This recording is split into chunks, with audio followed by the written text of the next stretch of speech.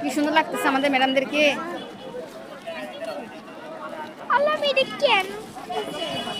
ভাইয়া একটু বেশি বেশি দেখবে তানিয়া ম্যাডামকে, এই জন্য।